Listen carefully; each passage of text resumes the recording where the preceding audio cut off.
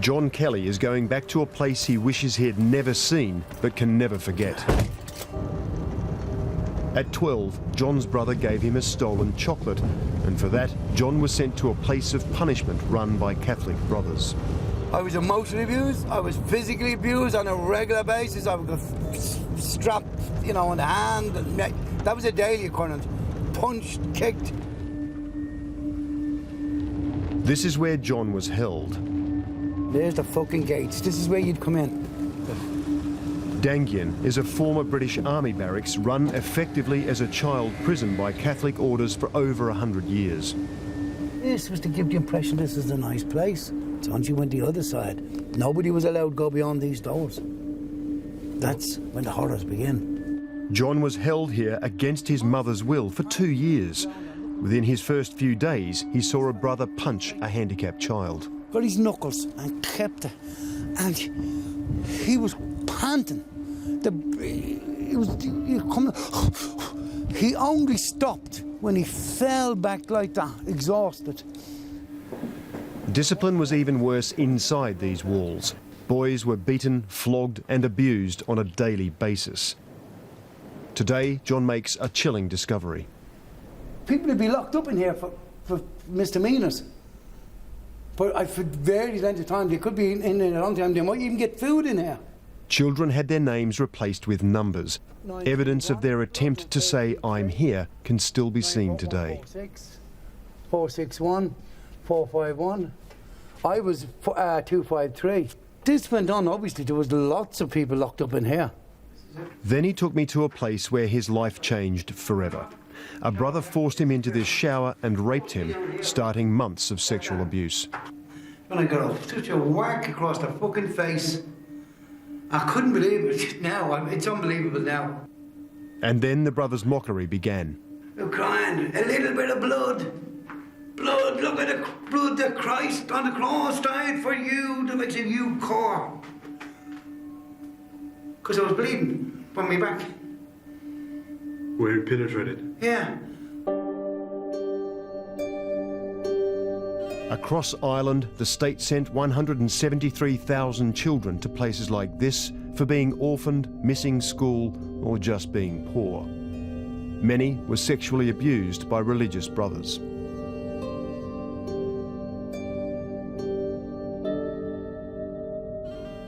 On the streets of central Dublin, I've come to meet Colm O'Gorman. At this stage, I was very seriously depressed and quite suicidal. For 3 years as a boy, he was raped by a parish priest and has a powerful insight into the mind of a child abused by a man with religious authority. How bad must I be if this good, godly man is inflicting this extreme suffering on me? How awful must I be? At 17, he fled and ended up here on these same streets, selling sex with men for a bed and a hot meal. Then, 8 years ago, he took his complaint to the police and started a national campaign for justice. What I didn't realise was the scale of what we were heading into, and within about 6 weeks, the detective investigating the case came back to me to say that there were another 5 men who had now made statements as well. That in effect, about the same priest. In effect, all he had to do was put out the question and all of this information started coming. So, I mean, it was that close to the surface. It just needed the question to be asked. And we used to sneak out occasionally. Other victims have also spent years campaigning for justice. Now, this is the church. Bernadette Fahey was held here at Golden Bridge Industrial School for 6 years. The state had ruled her single mother could not take care of her. It was full of terror. People were beating up children. Adults were beating up children for nothing. Bigger children were beating up smaller children because they thought that's what they were supposed to do. Bernadette published one of the first books detailing years of abuse. High Court. She lodged an official police complaint against the school's Catholic authorities. And they wrote to me to say that the director has directed that there should not be a prosecution against any person mentioned on this file.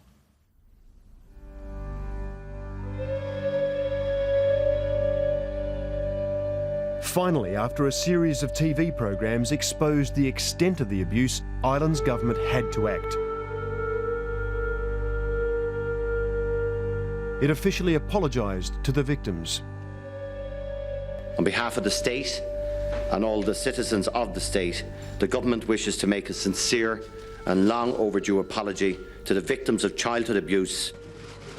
And it called a commission of inquiry into child abuse in church-run schools. And the latter bringing the story of childcare up to date from the publication of the Kennedy Report in 1970. It would run for 9 years. It formed the main part of the report. Marion Shanley was one of the commissioners. This was the room that the hearings were conducted in. 1,500 victims gave evidence. They either told their story to a confidential committee or confronted their abusers in a committee that investigated the claims. All of it was held in private. We had the view that offering this facility of allowing people come in, tell their story, confront the perpetrator, and they confronted the perpetrator, and there was in many cases they were in the room and they were saying, you did this, it was powerful, it was a powerful moment. Many victims thought this was finally their moment of justice, the day of reckoning for their abuser. There was a very clear expectation from day one on the part of victims, because they were told it by the state. The state undertook to investigate every single allegation that was brought to their attention, to make findings of fact and to name identified perpetrators of abuse. But one of the main Catholic orders, the Christian Brothers, went to the High Court to stop the Commission naming any of their members. This caused a major reappraisal of how they would run their commission. Every individual who is being accused of sexual abuse or abuse of a child, or any abuse of a child, will fight to protect their name. They will fight through the tribunal, they will fight through the courts. Every single individual case would have ended up as a battle, and we would be here still. That angered victims like John Kelly, who felt the failure to name abusers allowed them to escape justice. That was the worst bit, because people had waited 40, something like 50 years to see their abusers in the dock, to see accountability, to see that something would happen, and to see these people named and shamed. None of that happened. The door's the same, but the handles are different. Back at her old school, Bernadette Fahey tells me of a more recent distress, testifying at the commission. The accused and their religious orders all had lawyers, which meant the commission became as adversarial as a court. And it was really terrifying, because you're stressed, you're frightened. You're telling the truth, but you know that it is their job to pull apart your statement and make it look like you're lying. That's the way it is. It's tough.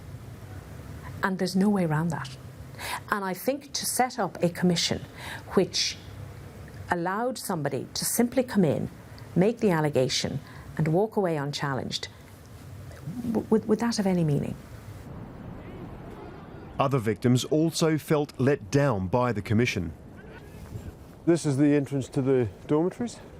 No, you weren't allowed into this entrance. This is Artane, another notorious former church-run industrial school for boys.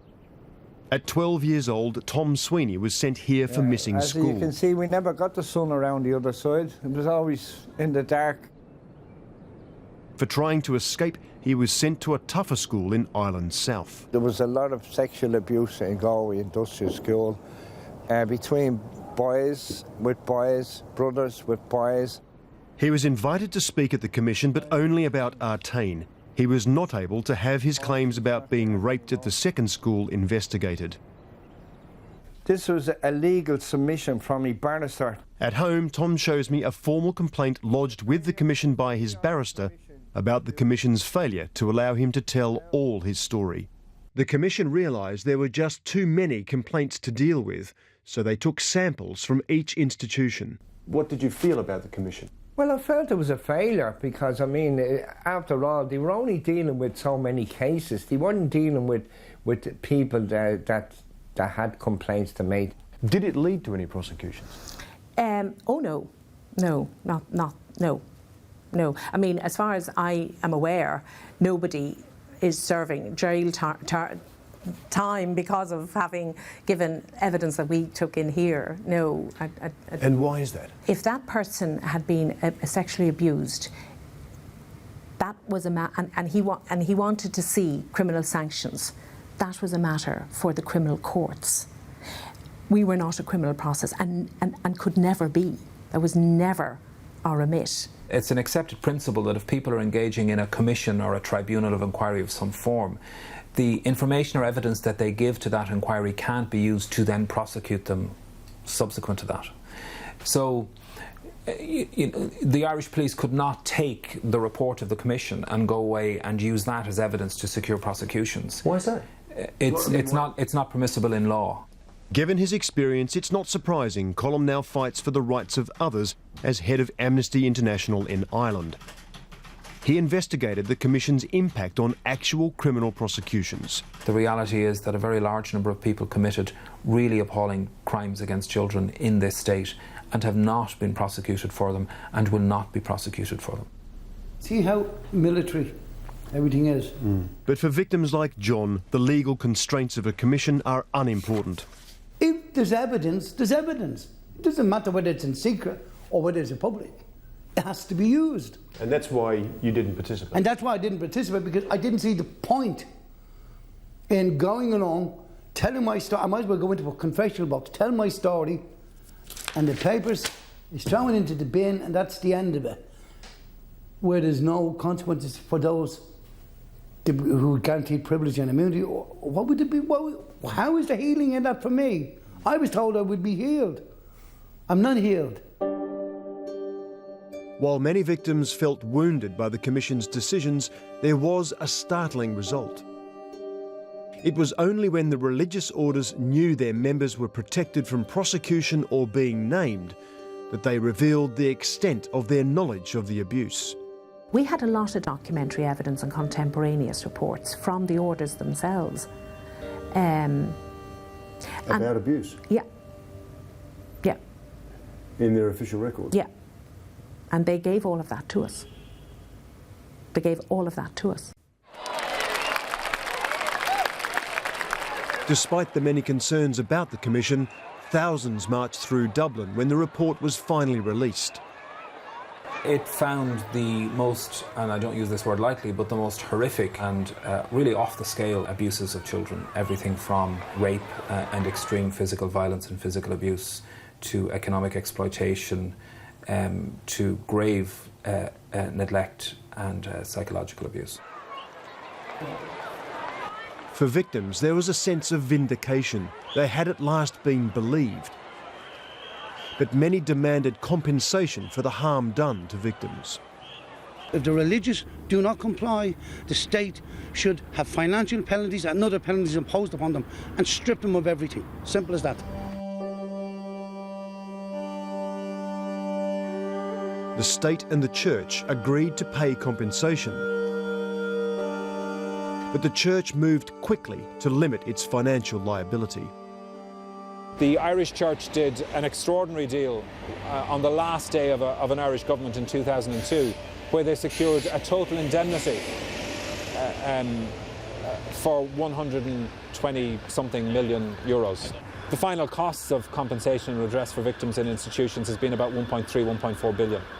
So they secured an extraordinary, it's been described by politicians here as a sweetheart deal, that was done because of their relationships and their influence with very senior politicians. The Ryan Commission made Ireland search its soul and forced the government to address systemic institutional child abuse.